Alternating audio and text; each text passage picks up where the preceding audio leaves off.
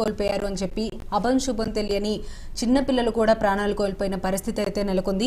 దీనికి సంబంధించి Iran supreme leader ఆయతుల్లా Ali Khamenei మృతి చెందినట్లుగా కూడా మనం చూసాము. మధ్యంతర నాయకత్వ మండలిని ఏర్పాటు చేయబోతోంది ఇరాన్ అని చెప్పి తెలుస్తోంది.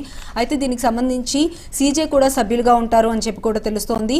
కొత్త సుప్రీం లీడర్ ఎన్నిక వరకు కౌన్సిల్ కొనసాగిస్తున్నట్లుగా కూడా మనకి ఇన్ఫర్మేషన్ వస్తుంది.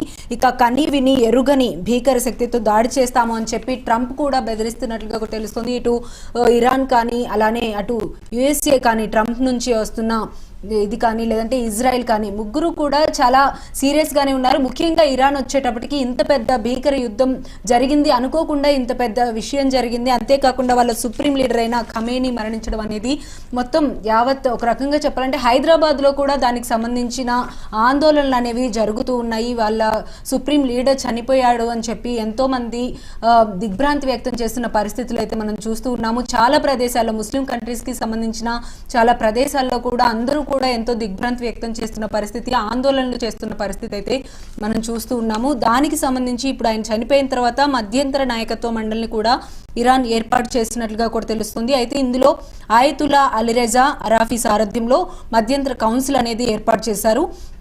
అయితే ఈ మండలిలో వచ్చేటప్పటికి అధ్యక్షుడు అలాగే సీజే కూడా సభ్యులుగా ఉంటారు.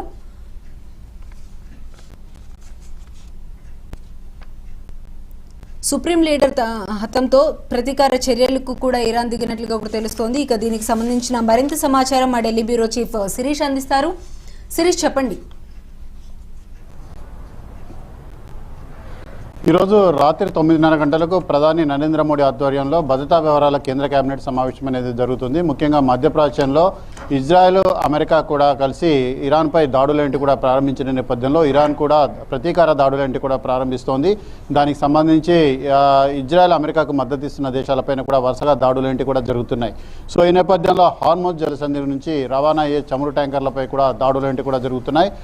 ఇరాన్లోని చాందర్ పోర్ట్ ఏదైతే ఉందో అందులో భారత ప్రభుత్వం దాన్ని నిర్వహిస్తున్న నేపథ్యంలో ఆ పోర్టుకు ఎలాంటి నష్టం కలగకుండా ఉండేందుకు ఇజ్రాయెల్ అదేవిధంగా అమెరికాలో కూడా సమాచారం కూడా అందించడం కూడా జరిగింది. ఎందుకంటే ఆ పోర్టు నిర్వహణ అనేది కూడా భారతదేశంలోనే భారత ఆధ్వర్యంలోనే ఉంటుంది. దానిపైన వేల కోట్ల రూపాయల పెట్టుబడులు కూడా పెట్టిన నేపథ్యంలో ఆ పోర్టుకు ఎలాంటి నష్టం జరగకుండా జాగ్రత్త చర్యలు తీసుకోమని చెప్పేసి కూడా సూచించినట్లుగా కూడా సమాచారం.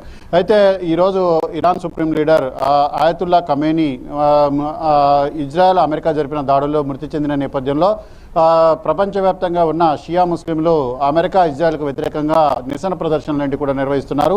ఆ నిరసన ప్రదర్శనలన్నింటి కూడా పాకిస్తాన్లోని కరాచీలో హింసాత్మకంగా మారి 20 మంది చనిపోయి దాదాపు 40 మంది వరకు తీవ్రంగా గాయపడ్డ పరిస్థితి అనేది కూడా కనపడుతోంది. ఈరోజు జమ్మూ కాశ్మీర్ లక్నోలో కూడా పెద్ద ఎత్తున షియా ముస్లింలు ర్యాలీ అనేది కూడా నిర్వహించారు. హైదరాబాద్లో కూడా ర్యాలీలన్నింటి కూడా నిర్వహించిన పరిస్థితి అనేది కూడా ఉంది.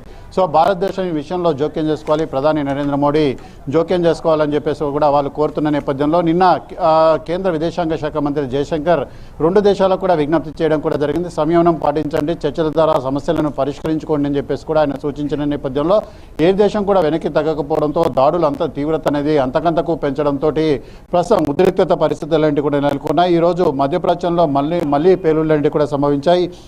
అమెరికా సైన్యం ఏ దేశాల్లో ఉందో ఆ దేశాలపైన ఇరాన్ ప్రతీకార క్షిపణి దాడులన్నింటి కూడా కొనసాగించడం అనేది కూడా జరుగుతోంది. సో ఈ నేపథ్యంలో ఇరాన్ వరుసగా క్షిపణులు ప్రయోగిస్తున్న నేపథ్యంలో ఈరోజు దుబాయ్, అదేవిధంగా అబుదాబి, దోహా, అదేవిధంగా ఇతర నగరాల్లో కూడా మళ్ళీ పేలుళ్ల శబ్దాలేంటి కూడా వినిపించాయని చెప్పేసి స్థానికులు కూడా చెప్తున్నారు. సో మొత్తం మీద కూడా దుబాయ్లో అనేక పేలుళ్ల శబ్దాలేంటి కూడా వినిపించినట్లుగా కూడా చెప్తున్నారు. అదేవిధంగా యుఏఈలో అబుదాబిలో నిర్వాసితులు కూడా గట్టిగా పేలుళ్లు అనేవి కూడా వినిపించినట్లుగా కూడా చెప్తున్నారు. బహ్రెయిన్ రాజధాని మనామాలో కూడా పేలుళ్లు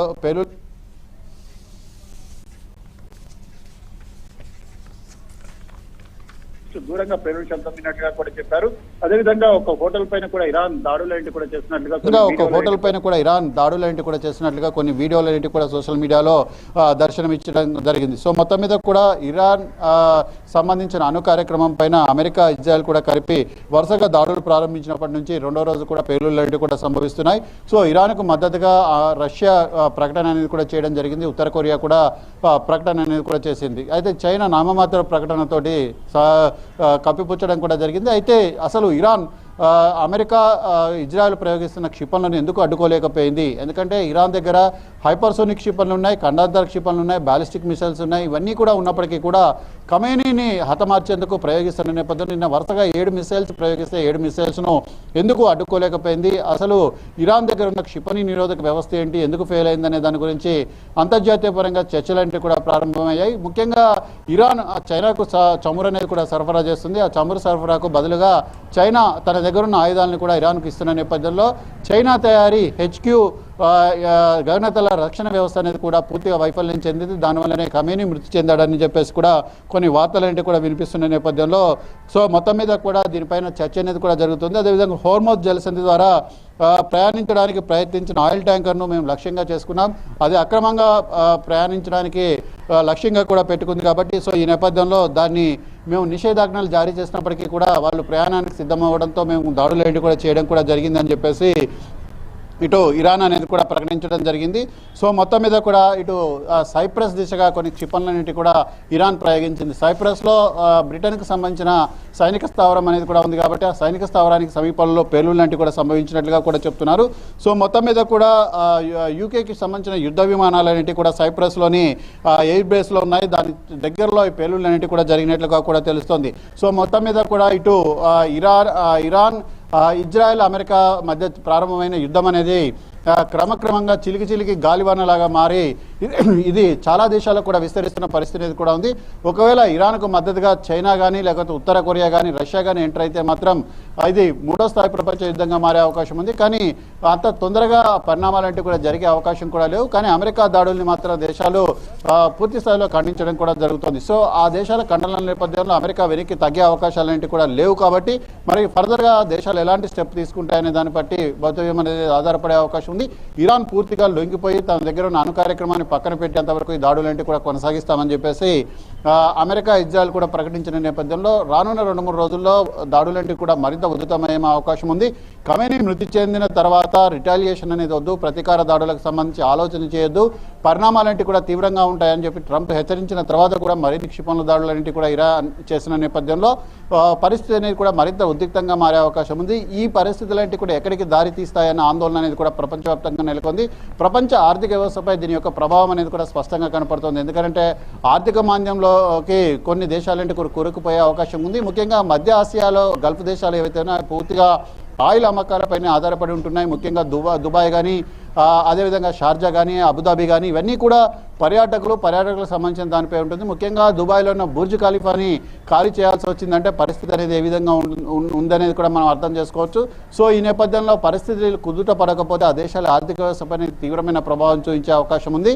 సో దీనివల్ల చమురు ధరలతో పాటు బంగారం వెండి ధరలంటి కూడా పెరిగే అవకాశం కూడా ఉంది. కాబట్టి ప్రపంచవ్యాప్తంగా అనేక దేశాల ఆర్థిక వ్యవస్థలు కూడా ప్రభావితమవుతాయి. సో ఈ నేపథ్యంలో సంయమనం పాటించాలని చెప్పేసి కూడా కోరుతున్నారు. కాబట్టి మరి వాళ్ళు వెనక్కి తగ్గుతారా లేదా అనేది కూడా చూడాలి. ఒకవేళ దాడులు అనేవి కూడా మరింత తీవ్రతరం అయితే ఇరాన్ కనుక ప్రతీకార దాడుల్ని గట్టిగా చేయాలని చెప్పేసి కనుక భావించినట్లయితే అటువైపు నుంచి కూడా గట్టిగానే బదులొచ్చే అవకాశం కూడా ఉంది. సో ఈ నేపథ్యంలో పరిస్థితి మరింత ఉద్రిక్తంగా మారితే మాత్రం ఇది పెను మార్పులకు పెను సంఘటనలకు కారణమయ్యే అవకాశం ఉంది. సో దీన్ని ఎవరు ఆపుతారు, ఎక్కడ ఆపుతారు అనేది కూడా ప్రస్తుతం అంతర్జాతీయ పరంగా చర్చనీయాంశంగా మారింది. Okay, right. Thank you Sirish.